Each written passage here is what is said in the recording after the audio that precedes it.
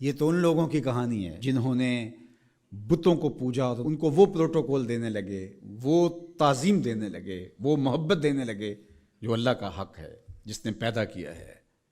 دیکھیں، میری اولاد ہے تو میری اولاد کسی کو تعظیم دے تو میں اس کو گوارا کروں گا، آپ کی اولاد تعظیم دے گوارا کریں گے، لیکن باپ والی تعظیم کسی کو دے تو وہ تو آپ گوارا نہیں کریں گے، میں بھی گوارا نہیں کروں گا، چونکہ یہ تو اللہ نے مجھے اور آپ کو اعزاز دیا ہے نا۔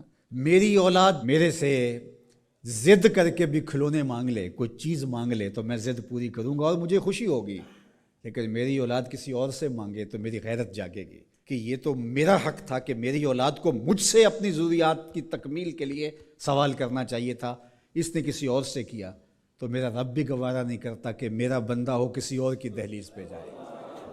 کہا تمہارے جوتے کا تسمہ بھی ٹوٹ جائے تو اپنے رب سے مانگو، وہ تمہیں دینے والا ہے، تمہاری ضرورتوں کی تکمیل کرنے والا ہے، یہ تمہارا رب گوارا نہیں کرتا۔ اللہ اکبر۔ حضور نے سوال کرنے سے منع کیا۔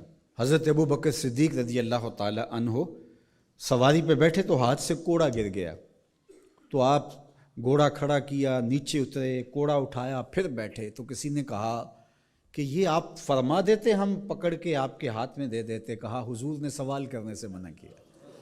یہ ہیں وہ لوگ جو عمل کرنے والے ہیں اور ہم تو باتیں کرنے والے ہیں۔ والذین آمنوا اشد حبا للہ، اور جو اہل ایمان ہیں وہ اللہ کو ٹوٹ کے چاہتے ہیں، شدید، بلکہ شدید سے آگے اشد ہے لفظ، یہ طلباء جانتے، اس میں تفضیل ہے۔ جو اہل ایمان ہیں وہ اللہ سے ٹوٹ کر محبت کرتے ہیں، محبت کی جو آخری حد ہے، اور یہاں محبت میں اشد کا لفظ کہہ لیے، دوسرے لفظوں میں اس کو عشق کہہ سکتے ہیں۔ جو اہل ایمان ہے وہ رب سے عشق کرتے ہیں، وہ رب سے ٹوٹ کر محبت کرتے ہیں۔ اشد حب للہ، شدید محبت نہیں، اشد محبت۔ اشد محبت سے آگے تو کوئی درجہ ہی نہیں ہے، تو وہ کتنی محبت کرتے ہیں، تبھی تو جانیں وار دیتے ہیں اس کے نام پہ، اس کے حکم پہ گردنیں کٹواتے ہیں۔ یہ ہے شدید محبت کا روپ۔ اس کا حکم ہوا جیسا ہوا۔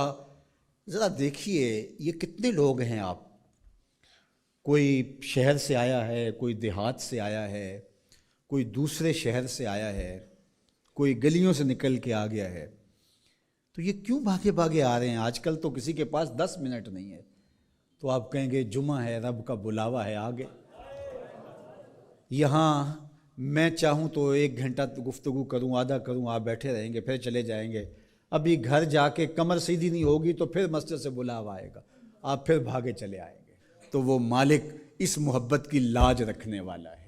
یار اللہ سے محبت بہت بڑی دولت ہے، آج اللہ سے محبت ہم بھول گئے ہیں۔ حضور علیہ الصلاۃ والسلام کی محبت بھی اللہ کی محبت ہے، یہ بات ذہن میں رکھیے گا۔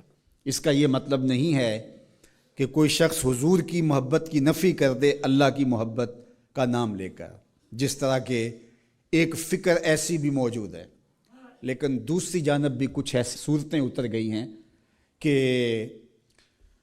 حضور کی محبت اس کا نام لیا جاتا ہے اور اللہ کی محبت بتدریج دلوں سے اس طرح سے ختم کر دی گئی ہے۔ اہل ایمان اللہ سے ٹوٹ کے محبت کرتا، تتجافی جنوبہم عن المضاجع، اور اللہ کی محبت کی وجہ سے راتوں کو ان کی کروٹیں بستروں سے الگ رہتی ہیں، وہ خوف اور طمع میں رب کو پکارتے ہیں، کبھی قیام میں، کبھی سجود میں، کبھی رکوع میں، کبھی تسبیح کرتے ہوئے، کبھی تہلیل کے ترانے پڑھتے ہوئے، اس کا مبارک نام لیتے ہوئے، تو اس کے ذکر سے اس کی محبت کا اظہار ہوتا ہے۔